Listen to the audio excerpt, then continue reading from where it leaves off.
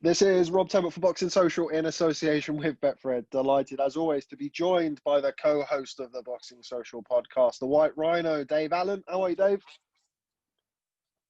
I'm very well, thank you, Rob. I enjoyed the boxing last night very much, actually. Did you? It was good. I actually enjoyed it, yeah. Okay, great. Tell me about it. What did you enjoy about it? I'm assuming you're talking about the main event primarily? The main event was fantastic. I don't know. You know, when you watch fights like big fights, they always seem to be exciting, even if they're not, because it's a big fight and anything can happen. But Joshua Pulev, I was really excited. You know? I don't know if you was, but I was. I actually really enjoyed it. It was a great fight. Pulev put a great effort up. Joshua boxed well, great stoppage. I really enjoyed it. I actually really enjoyed it. I enjoyed it as well. I thought it was a very entertaining fight, and certainly had its moments where it was very competitive. What did you make of Anthony Joshua's performance? Thought he boxed very well. The thing with Joshua, why it's so exciting to me, he's always got that thing. He's vulnerable. He always looks a little bit vulnerable, you know. In the third round, you think it's all over. Pulev, Pulev at 40 years old nearly to get up and I thought it was all over. To be honest, I thought the fourth round. I thought this is it. This round is done. How Pulev carried on, I will not know. But again, I think early in the fight, you know, we saw the Josh from the Ruiz fight. You know, he's boxing, he's long, he's safety first with the jab. I thought, yeah, he looked good. He boxed well. He looked very good. But you know, 5, 6, 7. I'm thinking Pulev's getting back into this. You know, but like Josh did in the Klitschko fight, he's super fit. You know, even though he did look vulnerable for a few rounds, he then came back and closed the show. So I thought he did great. I thought he boxed fantastic. You mentioned those middle rounds. This is something that's kind of been a common theme from the people I've spoke to already today. Do you think that Anthony Joshua potentially just overexerted himself a little bit in that third round going for the kill? Do you think that's why we saw that little lull in the middle rounds? 100%, yeah. You know, he threw like 40 punches in 30 seconds. If I'd done that, I'd be done. It'd be over. I'd be gone. You know. So yeah, you know, I think the fourth round, I think he took off, and 5, 6, 7. Pulev probably could see that, got some confidence. He upped his game, and I think a lot of it was Pulev up the pace, massively up the pace. And I think that's why Pulev 8 and 9 was gone. You know, he upped it 5, 6, 7. You know, Joshua just hung in there and did what he had to do, and then got him out there. So for me, it was a smart performance, and I think it could have been a career best performance. To be honest, I thought it was very good. You mentioned kind of coming off the back of the Andy Ruiz fight and the start of the fight being the more cautious side of Anthony Joshua. He obviously eventually went on and closed the show and got the knockout. How impressed are you with this kind of this meshing together of styles that we're now seeing of Anthony Joshua? Yeah, I think he looked great last night, and it's like Lennox Lewis. You know, after the McCall fight, he changed, and later on down the line, he got more safety first as he went on, but he got more success with it. You know, and I think that's the way Anthony's going. The only difficult thing is, it looks like it's going to be Tyson Fury or Alexander Usyk next. Does this new style of boxing work against them? Not so sure, but so far so good, because I really did enjoy watching him as a boxer last night. I could only say that, you know, in his last 2 fights, we could watch him think, hey, this is a top class boxer, and that's what he's become. So I have no complaints, which I'm sure will surprise a few, but no complaints at all. It was great. You mentioned Alexander Usyk and Tyson Fury. It looks as though it's going to be one of them next. Usyk obviously being the WBO mandatory and Tyson Fury holding the WBC title. Did anything we saw last night change your opinion on how those two fights could go? Not really. I think, you know, the way to beat Alexander Tyson is to box him. It is to box. It is to move. It is to be negative. You know, if you go head first at them and try and think you're going to walk them down and knock them out, it's the wrong way to go. You know, that's why I didn't think Stewart would have any success with Usyk, because you can't walk that man down. It's now impossible. And the same with Tyson. The way to beat him is to be negative, is to run away, is to frustrate. So I think Anthony has given himself a chance now that he has got this newfound style of boxing and moving and being smart. I don't think he's on their level. I think he's got their skill boxing wise. You know, he looks great. He boxes the textbook, fantastic. Does everything correct. But with Tyson and Alexander, you know, the feint, the move, you know, the fidgety, the do stuff that I think will offset Anthony. And I still believe that they will both beat him. I think they're both just a little bit they're just superior with the boxing. But you can't rule him out because he can punch like anything. So, you know, I edge it 60-40 to Tyson and 51-49 to Usyk. But Anthony, for me, that's a style thing as well. You know, but I just think them two are just kind of a little bit all wrong for him. You know, but no, I'm super duper impressed with him. You know, as much as people will believe, that pains me to say, super duper impressed. I thought it was fantastic. What was the most impressive part of his performance for you? He just looked like a really good. His feet are just good. His feet are great. His feet are settled. You know, he steps out of the way. He wasn't running 100 miles an hour around the ring. He wasn't bouncing. You know, he was just there, stepping in and out of distance. He had a good jab. He just looked the bollocks, didn't he? I just thought he looked great. I thought he was just really good. And because I knew him years ago, and he was always a great athlete. But I always said, he's not the greatest boxer in the world because he's not the most natural. But over time, and maybe a few coaches have come in and showed him some different stuff. But he just looked great. He just, I was really impressed with it. Yeah, I really enjoyed it. And Pulev looked good as well. For 40 years old, I wish I were like that. I wish I were like that 28, never mind 40.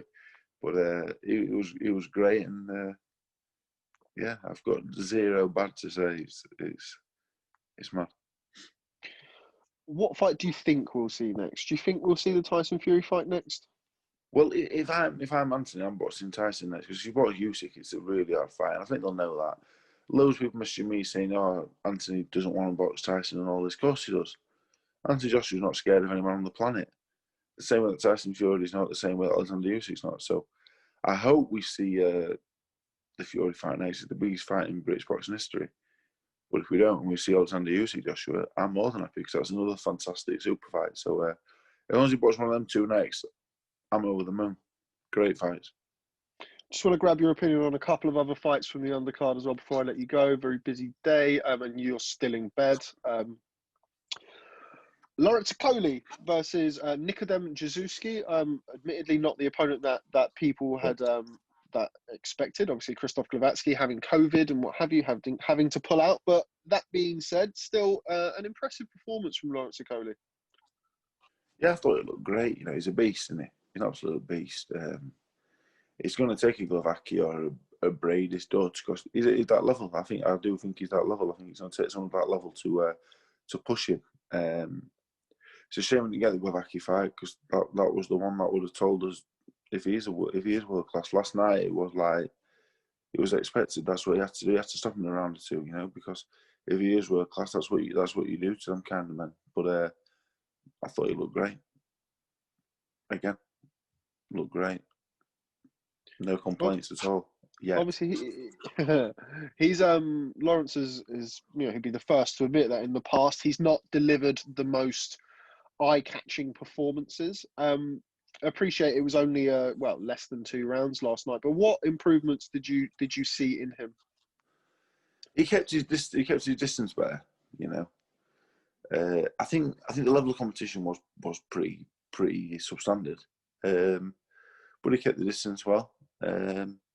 You know, he wasn't holding, which always helps. But no, as long as he keeps the distance, you ain't got to hold. You know, he just gets it long with his jab, and you know he can punch. He just punch kind of. He's a super puncher. He just looked the part again. You know, there's nothing much more to it. He did what he had to do for the opposition he was facing. He just did what he had to do. Great performance, yeah. And the other two heavyweight fights on the card, let's start with Martin Bocconi versus Sergey Kuzmin. Never really caught fire, that one, but still a good win for Martin Bocconi. Yeah, just a weird fight, really. Neither of them seem to have the power to bother the other one. I enjoyed it, though. I enjoyed the fight, to be honest, because there was times in the fight, like, they really have a go at each other. Then they stand off each other for a round and a half. But like you say, it's a great win for Martin Bocconi. It sets him up for some big fights. On the back of last night, you struggle to see him beating any of the top guys. You're not sure he's got the engine for it. He pushes a lot of his punches out. But it's a great win. Sergey Kuzmin's a really, really good fight.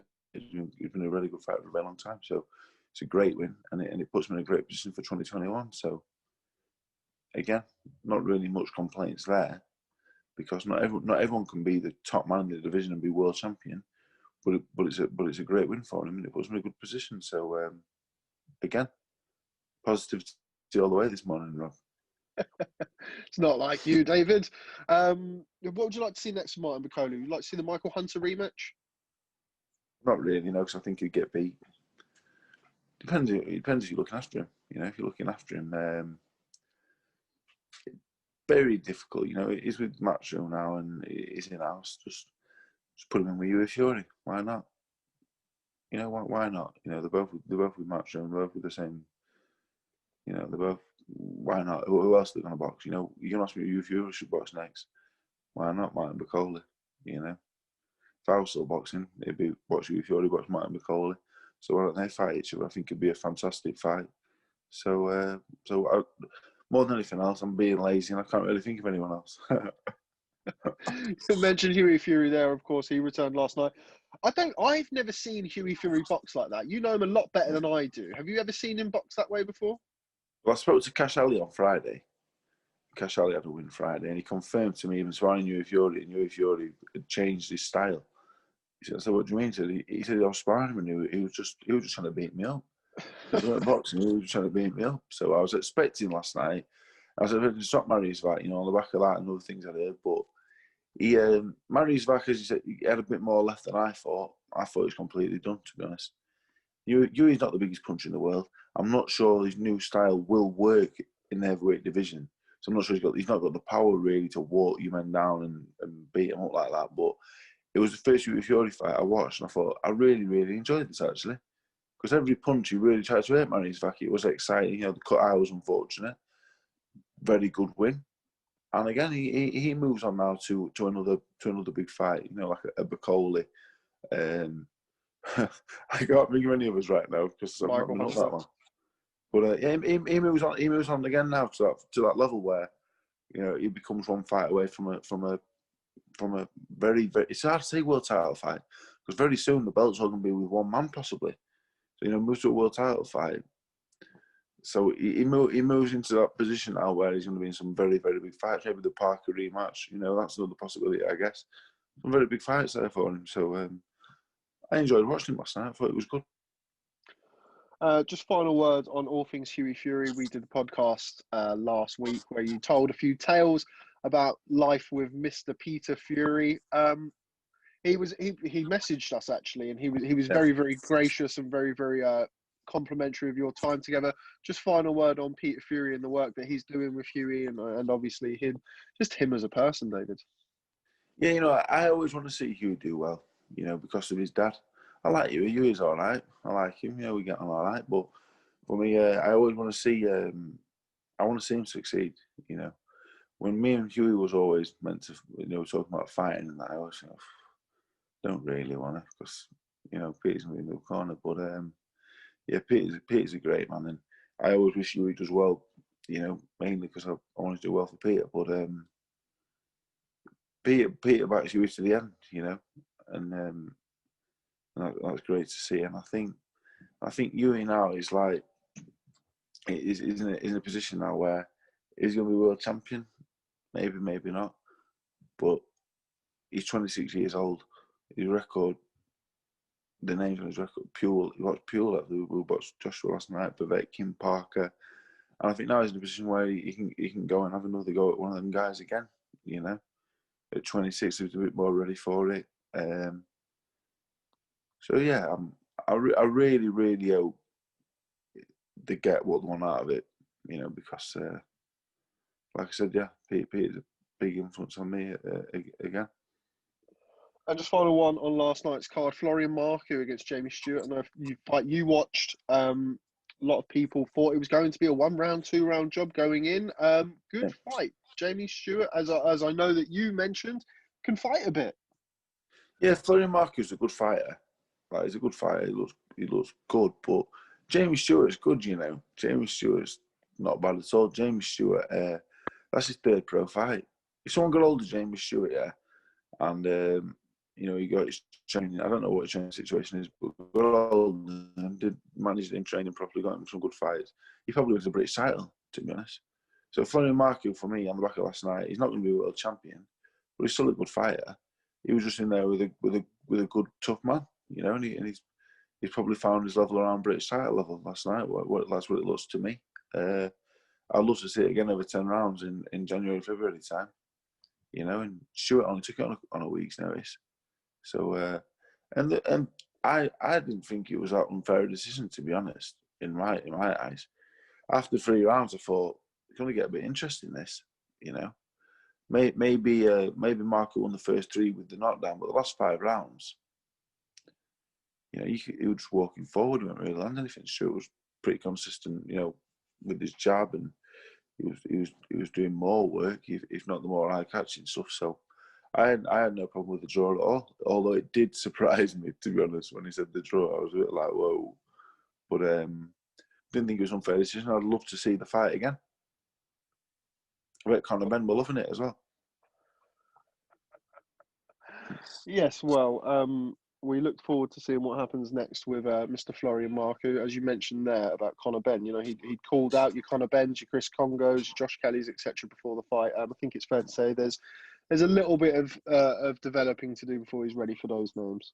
Well, what I will say is, Jamie Stewart will give anybody an hard night. I'm not sure if he'll give Chris Congos and your Conor Bens an hard night. To the point that he's going to take him 8-10 rounds, but he can definitely fight though. So I don't sit here and say Florian Marquis is no good and he's been found out. I just think he's been with a man that's, is a good fighter. And if I was the matchmaker, he wouldn't have bought Jamie Stewart. Let me tell you that. He's still angling for a job. Well, he wouldn't have bought Jamie Stewart last night. I can tell you that anyway. Okay, Dave. Always a pleasure catching up with you. Thanks very much for speaking to Boxing Social. Before I let you go, I'm asking everybody just before we sign off, AJ or Fury, who wins and why? I'm at a point now where I think Fury wins. Obviously, I think he's just the best fighter on the planet. But it's not cut and dry. It's not cut and dry. These are 2 men, 17, 18 stone. Both can punch. But I'm going to go Fury. A, he's my friend. B, I think he's just a bit too clever and a bit too cute for Joshua still. As much as Joshua's improved, I don't think he has that bit of natural. Tyson's just got something that he can't teach. I think that will see him through. And I don't think we're the most exciting fight in the world. Go for a Fury points win, to be honest. Okay, well, there we have it. Dave Allen, the co-host of the Boxing Social podcast. Thanks very much for speaking to Boxing Social, and look forward to catching up with you soon. I will let you know in the next couple of days about a podcast.